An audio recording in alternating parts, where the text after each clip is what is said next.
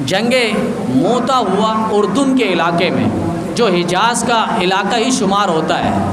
اردن کا علاقہ، وہاں جنگ موتا ہوا۔ تو نبی کریم صلی اللہ علیہ وسلم نے دستہ بھیجا تھا صحابہ کرام کا، اور صحابہ سے فرمایا کہ ایک ایک کو نام لے کر، کہ پہلے حضرت جعفر طیار رضی اللہ تعالیٰ عنہ سے فرمایا کہ یہ جھنڈا تمہارے ہاتھ پہ رہے،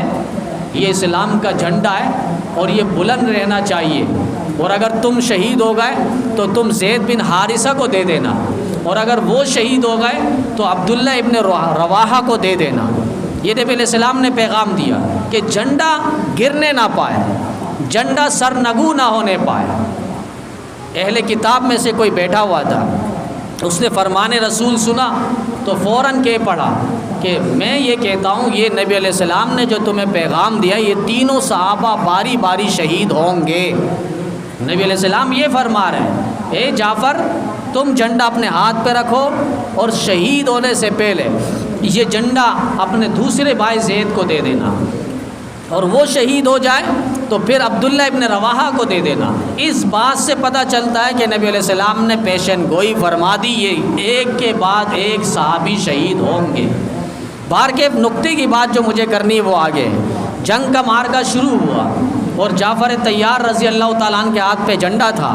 تیر برسا، ان کے بازو کاٹے گئے، ان کو مظلومانہ شہادت کا سامنا ہوا، وہ جھنڈا گرنے نہ پایا۔ حضرت زید بن حارثہ رضی اللہ تعالیٰ عنہ نے اس جھنڈے کو اٹھایا اور بازو سے انہوں نے چپٹ لیا، اور پھر اس کے بعد وہ بھی شہید ہونے لگے۔ تو عبداللہ ابن رواحہ رضی اللہ تعالیٰ عنہ وہ خیمے کے اندر تھے اور کئی دن سے بھوکے تھے، نیند کی حالت پہ تھے۔ انہیں کسی جگایا، ساتھیوں میں سے کسی نے کہا کہ تمہارا نمبر آ چکا ہے، زید بن حارثہ میدان جنگ میں ہے اور اس سے جھنڈا نہ گرنے پائے، لہذا تم بھاگو، جلدی جاؤ۔ یہ نیند سے اٹھے اور کمزوری ہے، نکاہت ہے، کئی دن سے کچھ کھایا پیا نہیں۔ آج ایک صحابی کے ہاتھ پہ انہوں نے کھجور کا ایک خوشہ دیکھا، گچھا دیکھا، انہوں نے کچھ توڑ کے ان کو دیے، وہ کھجور لے کر منہ پہ رکھے ہی تھے، فوراً خیال آیا، نبی علیہ السلام نے تو فرمایا تھا کہ زید بن حارثہ سے جھنڈا گرنے نہیں دینا، اور ایسا نہ ہو وہ جھنڈا گر جائے اور میری تاخیر ہو جائے، اور شہادت کے رتبے پہ فائز ہونے پر مجھے بھی تاخیر نہ ہو جائے۔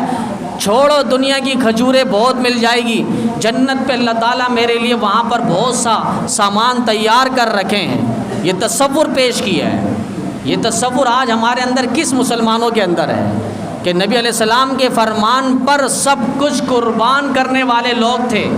وہ آگے بڑھے اور زید بن حارثہ شہید ہوئے، فوراً جھنڈا اپنے ہاتھ پہ لیا عبداللہ ابن رواحہ رضی اللہ تعالیٰ عنہ، اور اس جنگ کے اندر، جنگ موتا کے اندر، عبداللہ ابن رواحہ رضی اللہ تعالیٰ عنہ بھی شہید ہو گئے۔ جھنڈا گرنے نہ پایا، پھر کسی اور نے جھنڈے کو اٹھایا۔ یہ تصور انہوں نے پیش کیا کہ اتنی دیر بھی نہ ہو جائے کہ جھنڈا گرے اور میرا نمبر آئے اور میں شہید ہو جاؤں، دنیا میں اس کھجور کے پیچھے پڑوں گا، اللہ تعالیٰ نے آخرت میں جنت پہ اس سے بہترین کھجور اللہ تعالیٰ نے رکھی ہے، وہاں جا کر نوش کروں گا۔